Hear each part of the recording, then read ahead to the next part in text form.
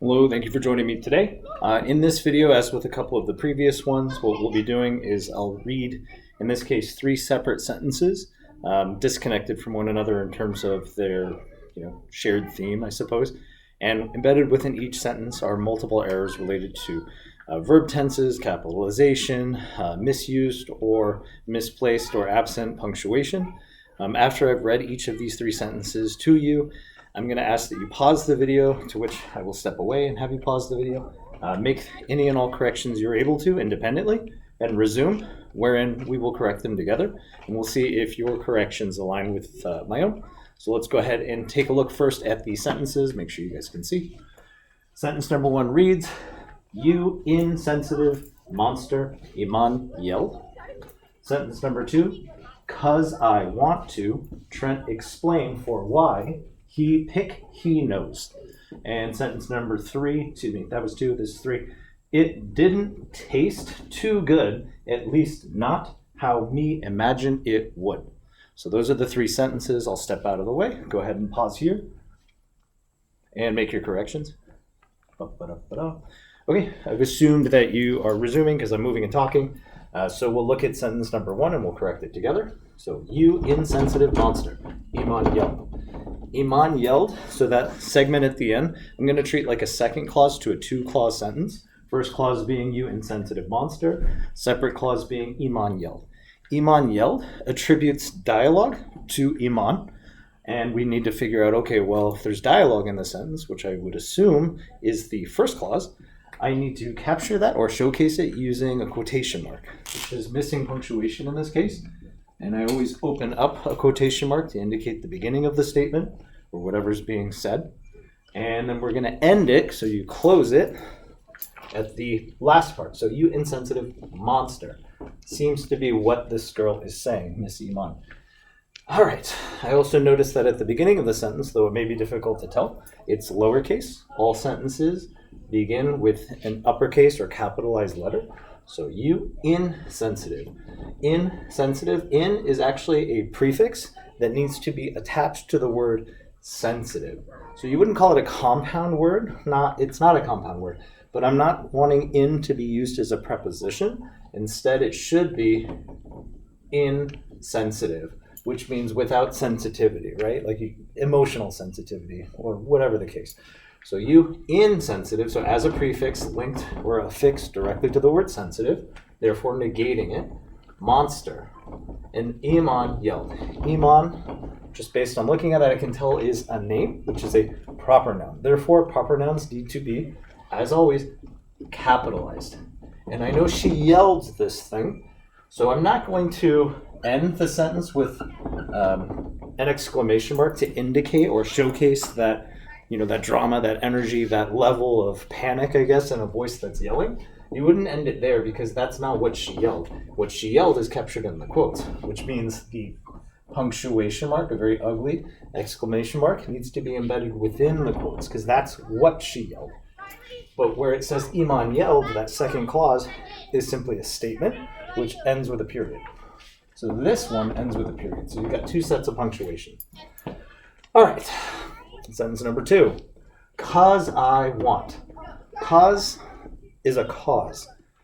In speech, sometimes you'll hear people use the word "'cause," like, when asked, "Well, why'd you do that?" "Oh, because I wanted to." This is not an abbreviation for "because," as is often stated, so you would write that with an apostrophe followed by the word "'cause" to imply that there's a missing piece. Instead, because it's written, you need to use the more, not formal, but the more appropriate "because." So I'm going to go ahead and write a capital B to start. "Because," which is fixed to the word, so it's one word. "I" is a subject pronoun. Independent letter I is always going to be capitalized. "Because I want to," Trent explained. Okay, so this is, for why he knows. Rough sentence, but contextually I can tell that this is something that has already happened. Therefore, I need to have my verbs in the past tense. So, "because I wanted," ed, it's a regular verb, "to," Trent explained. Well, he's done this thing, so explained. So ed, regular verb, for why. So we're not talking about the number 4. Instead, we're talking about the explainer. So FOR. Why he pick. Again, he's already done this thing. And this verb pick is not in the correct tense. It needs to be in the past tense. So I'm going to affix an ed as its suffix. Picked, he knows. He is a subject pronoun. Instead, we want to use, how should I say, the possessive subject pronoun. So his knows, period. So we're going to end it with a period. I also know that he's explaining something, and Trent, being a proper noun, also needs to be capitalized. And if he's explaining it, he's stating it, which means he's speaking, and in this case needs to be captured using quotation marks to showcase dialogue. So right at the beginning, because I wanted to. And then oftentimes within those quotation marks, you can end it with a period depending on your feeling of it, or in this case a comma, which is what I'm going to use, just to kind of segue into the next clause, because I wanted to. But really, repeating it to myself sounds more like he made his statement. So I'm going to change that comma to a period.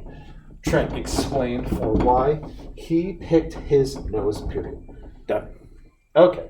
And sentence number, I could just move this. Sentence number 3, it didn't taste too good. So right at the beginning, I can already tell object pronoun, start of the sentence. Oh, I need to capitalize this. Okay, it didn't, did, plus the word not. This is a contraction, but contractions need to be formed using an apostrophe to link the two pieces, or to supplement the missing letter. And in this case, the missing letter from the word not is O. And since it's sandwiched right next to the word did, we're going to go ahead and put that apostrophe in. So now it's did not or didn't, the contraction. Taste too good. Here I'm using the preposition to, like a place for a noun in a sentence. And in this case, I'm attempting to use it as a stressor or an adverb to show the extent of something. So I'm going to change this to, the preposition, to too, the adverb. Too good. At least not how me imagine it would. So this thing already happened, and it looks like it's playing off of sentence number 2, referring back to picking their nose. So it didn't taste too good, at least not how me imagine it would. So it didn't taste too good, pause, at least, comma. And you'll notice I'm using 2 sets of commas. This is called comma splicing. So you're segmenting the entirety of the sentence with this brief pause, like a moment of reflection. So it reads, it didn't taste too good, at least not how me imagined it would. Okay, me is an object pronoun, we want the subject pronoun. So how I imagined, because it already happened, so you thought about it before. So regular verb, it would. Would phonetically sounds like the would I intend to use, but this is the noun for, something made from material that you find in a tree. Like this ruler is wood, W-O-O-D. Instead, I want the W-O-U-L-D followed by a period, just to kind of conclude this statement. Okie dokie. If your corrections align with my own, great. Otherwise, if you have corrections that are slightly different or modifications that you feel were better on your end, which is fine, totally understandable, please feel free to leave those in the comments below. And if you haven't, I would appreciate a subscription, just kind of help me out. Otherwise, thank you for joining me.